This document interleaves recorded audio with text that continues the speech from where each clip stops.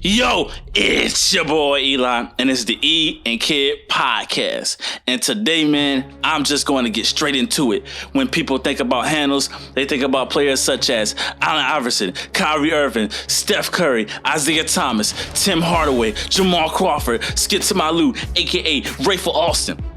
But I am here to tell you guys today that Paul George, PG-13, Playoff P, whatever you like to call him, is the most underrated ball handler in NBA history. But before I get into the video, you guys make sure to hit the like button, comment, subscribe, and share this video to any Paul George fans or fans in handles in general, and let's see what the world thinks about this. Now, back to the video. See, people may think that I'm crazy because I made such a bold claim that Paul George is the most underrated ball handler in NBA history. But just think about this. When people talk about Paul George, they never mention handles. It's always, he's one of the best two-way players in the game, his defense is amazing, or he's just a straight-up star. But never, ever is there any mentions of his handles, which is crazy. It is mind-boggling because his handles are one of the most deadly in the game.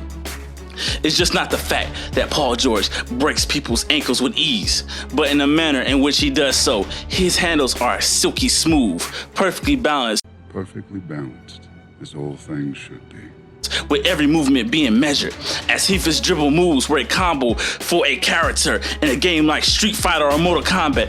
Rarely, if ever, do you ever see Paul George get sloppy with his handles. Yeah, of course, he'll have turnovers. Every player has turnovers. But for the most part, when we see Paul George on the court, every move, every combination is used to get where he wants to get, is used to get to his spots wherever he wants on the floor. His handles are formless, shapeless like water. I said, empty your mind. Be formless, shapeless like water. Now you put water into a cup, it becomes the cup. You put water into a bottle, it becomes the bottle. You put it in a teapot, it becomes the teapot.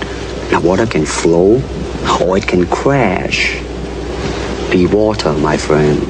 Many players have fallen victim to Paul George and his handles.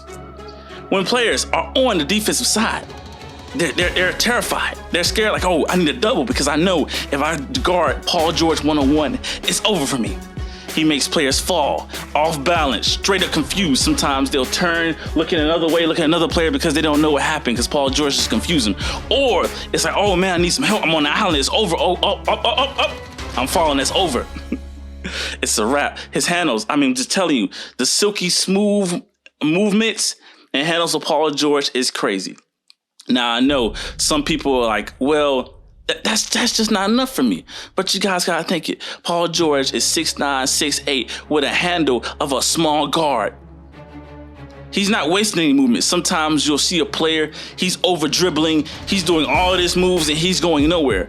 Paul George uses his ball handling skills and his handles to get where he needs to go efficiently. He's not wasting any movements. He's not doing a 20-piece combo. He's not on the court longer than he should be on each possession, because some players, they'll have the ball in their hands for 20 or more seconds and it's running out of the shot clock and it's over. No, this isn't a declaration to say that Paul George is the top 5 ball handler in NBA history.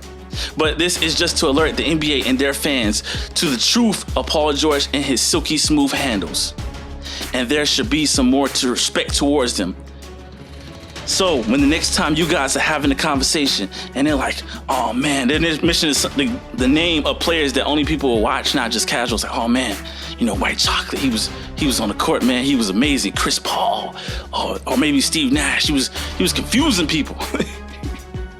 And then you're like, well, why don't we bring Paul George to this conversation? Because I think he's one of the most underrated ball handlers in NBA history.